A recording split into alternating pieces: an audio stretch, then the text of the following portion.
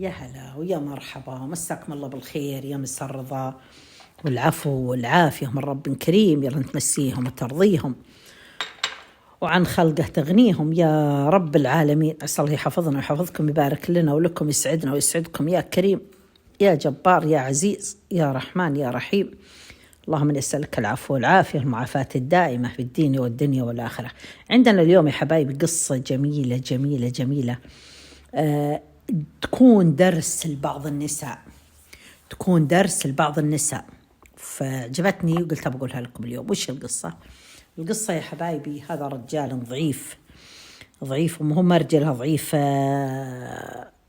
شو اسمه، ضعيف مادة، ما عنده ولا شيء، ولا هو كريم ورجال ولا عليها إخلاف. الرجل هذا تزوج له مرة مقرودة. تعرفون ايش معنى مقرودة؟ مقرودة عاسة ما.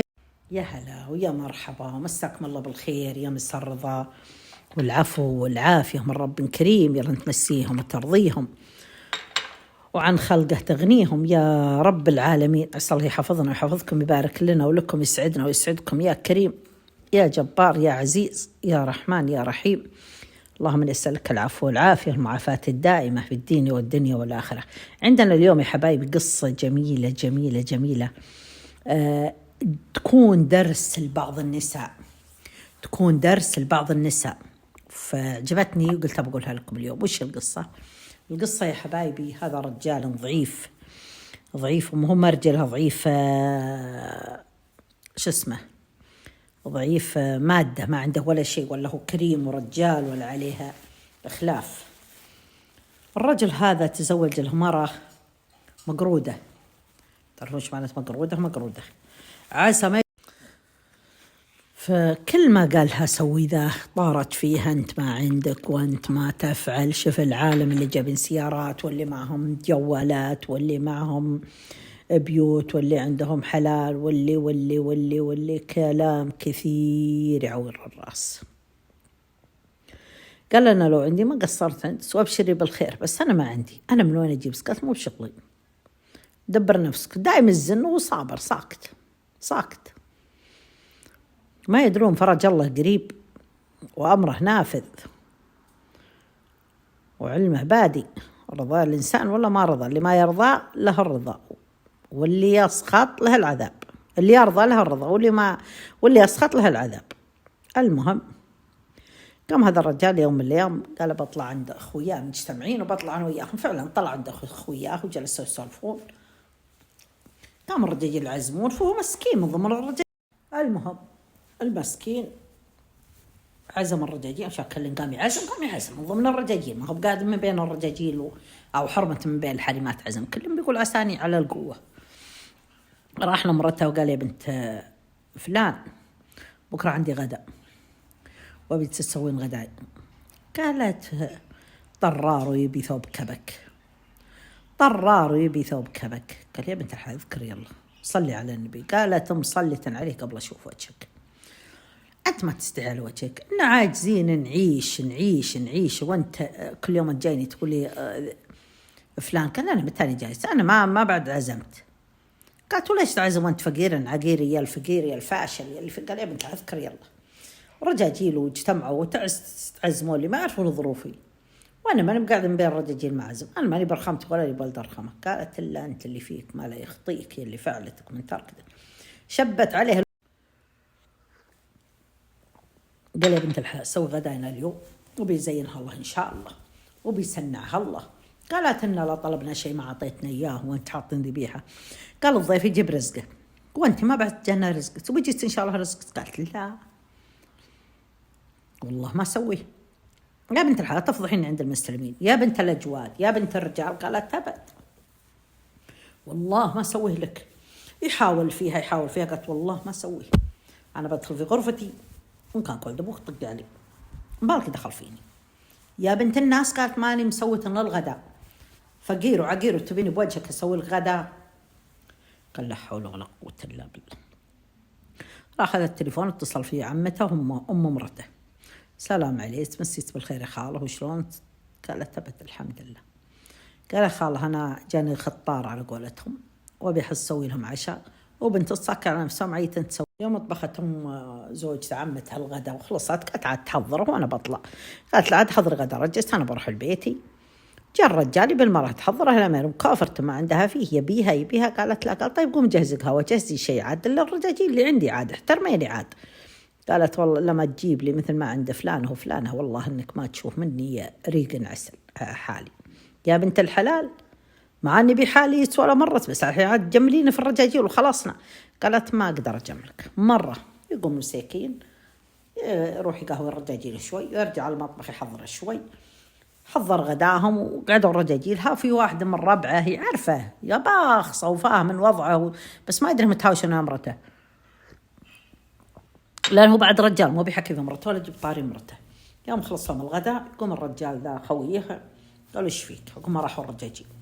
قال ما فيني شيء. قال لا فيك. قال له ما فيك، أنت رجال سنك دائما ضاحك. خلصوا الرجاجيل وانتهوا من الغداء، خلصوا كلهم طلع. وقال له الرجال ذا وش فيك وش فيك؟ قال ما فيني شيء. قال أنا عارفك وعارف أسلوبك وعارف طريقتك، أنت فيك شيء، أنا ماني بخبل، 10 سنين وعشرة عمر بيني وبينك، وش سالفتك أنت؟ يوم كض عليه الرجال شوي يوم كض عليه الرجال وضايقه بالأسئلة، وقال والله بيني وبين زوجتي مشكلة. قال وش المشكلة؟ قال والله معي تطبخ ما تبي تطبخ، تقول كل ما جايك خطار وجايك ناس، أنا ماني مسؤولة عنك، أنا وأنا. قال هم اللي طبخ الغداء؟ قال أمها جات وطبختها بالنيابة هنا. قال زين إن شاء الله زين. ويجلسون. يوم جاء بالعصر قال استاذن منك. قال وش عندك؟ قال عندي شغل وبرجع لك قبل المغرب. طلع الرجال. يوم أذن المغرب يطلعون يصلون. أنت يا رجل المرأة المقرودة وخويه. قال هينا وياك. قال وين؟ قال نصلي ونطلع لنا مشاوير. قال وين له؟ قال بعلمك. لا خلصنا، لا وصلنا بتعرفه. طلع هو وياه ودخلوا عند الرجال، سلموا عليه وشلونك وش اخبارك؟ قال طيب. قال الحمد لله. قال نعم جايين خطاب. هذا خويه طارت عيوني، يعرف ان خويه ذا ما بعد عرس، بس انه كيف اني راح له ما علمني، يعني ما قال لي. قال ايش الشيخ ذا الشايب؟ قال مرحبا ومسهلا. قال لنا جاي نخطب الفلان بن فلان، ما خويه رايع المراه اللي طرته. قال مرحبا ومسهلا، انما يا ابوك ما جبنا البنات وربيناهم الا نبي رجال مثل هذا ومثل نزوجه.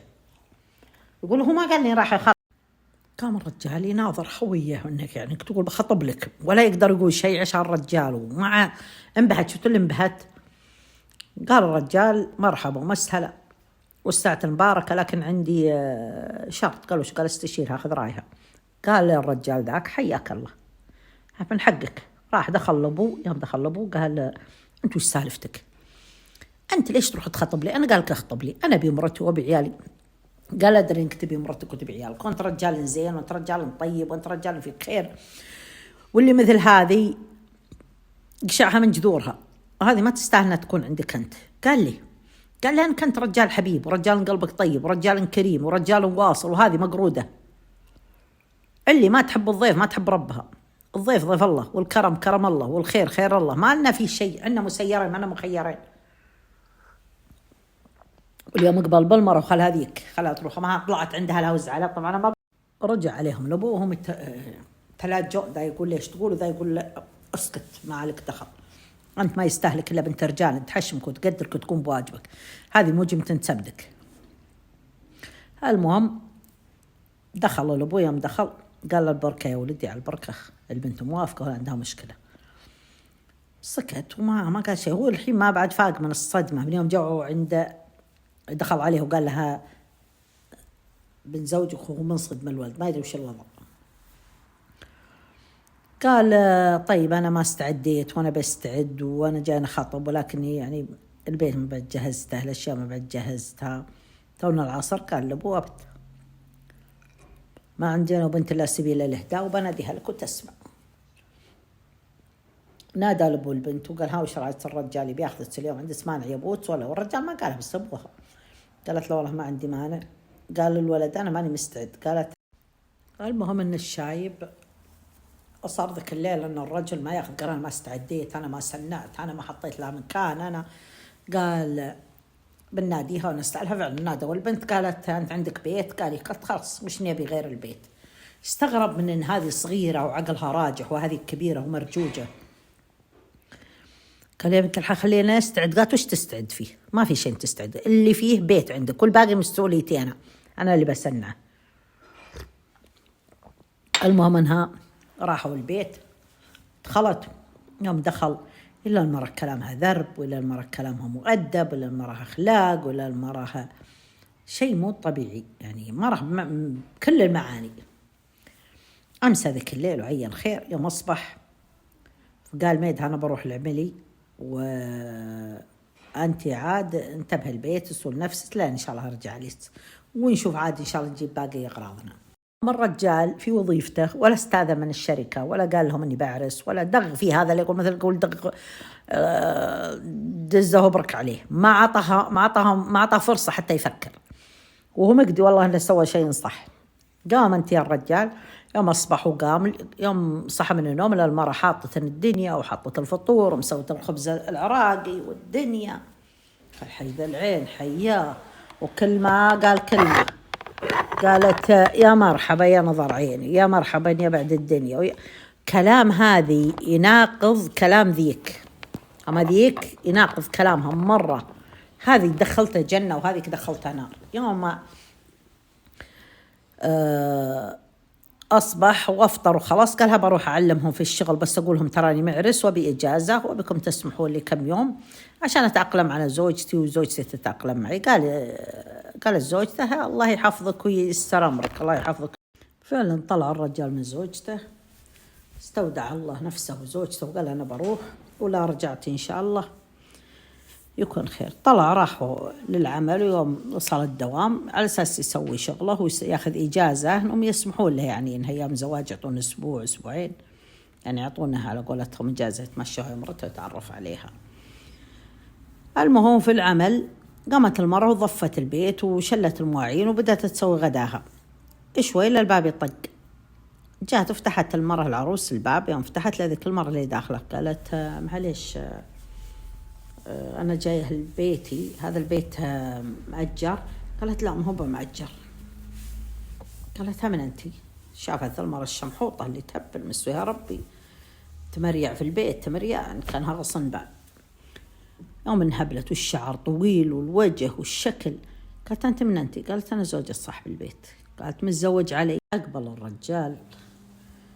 يوم دخل إلين المرأة شايطتنا تبي تضرب المرأة الصغيرة، وإلى تمعط شعرها تاخذ من التراب تكب على راسها وتصيح وتنادي من الصيح ويا ويلها ويا شق جيبها ليش عرس علي وليه. أقبل الرجال ومسكها ورفعها وقال قومي قومي قومي قومي قومي. قالت ما قدرت أن تعرس علي، يا اللي فعلتك، يا اللي مدري إيش، يا اللي مدري، يا اللي. قامت تسب وتشتم وتلعن. قال المرأة اللي ما تطبخ زاد ضيوف رجلها ما تستاهل من يقعد عليها، طق راسها مرة ثانية لين يقوم راسها يستدير وتعرف. قالت وقدرت أنت علي الفقيرة العقير تعرس؟ قال نعم. ما يدرون أن الرجال ما يقدر يجيب عشاء ولكن يقدر يجيب جهازه. قامت ليه؟ لأنه لو قال بتسلف ما حد سلف، لكن لو قال مثلا أبا عرس ولا بيقومون الرجال معه زي ما يقومون مع المرأة يقومون. قال الرجال اسمعي قومي قومي قومي، اسمعي العلم اللي وصلت وتعدى. سواء كان يتطلبها الحين خلاص ما عاد شقت القربة ما عاد في حاجتها. قال اسمعي علم اللي وصلت وتعدى، بغيتي تريحين وتجلسين هنا مرحبا ومسألة، وما بغيتي توكل على البيت ابوك، مو بنت اللي رحتي له تركتيني وعييتي اقول تقعدي تقولي لا. قالت بس انت جايب هذه في بيتي. قال هذا مو بيتك، هذا بيتي انا، انت طلعتي لو ان بيتك قعدتي فيه، هذا مو بيتك. لو ان بيتك طبختي زاد ضيوفي، لو ان بيتك كان احترمتيني. الحين قدرتم مشاركة في البيت، كنتي عزيزة ونزلتي من السنام إلى العيز، ومن نزل من مقامه قل مقداره. يقول لك كأنها تصحى من النوم. قالت عذيك لا، أنت أم العيال وأنت أم راعية البيت، والبيت بيتك وحنا كلنا تبعت، والكلمة كلمتك، واليوم أنا أختك أنا وأنت خوات ونتشارك في ذا الرجال، وعسى الله يخليه لنا ويخلينا له. قامت حلوة اللسان وجيدة وغلقميتا. أزيا من ذلك قامت المرأة ويوم سمعت ذي تقول لا أنا وياك وأن خوات وأنتي راعية البيت وأن الداخل إن الخارجي وأنتي الداخلة وأنتي اللي فعلت. قالت أنا يوم أمي تنصحني ما سمعت النصيحة، يوم زوجي ينصحني ما سمعت النصيحة، الحين ذي تنصحني وأروح بعد أخرب على نفسي.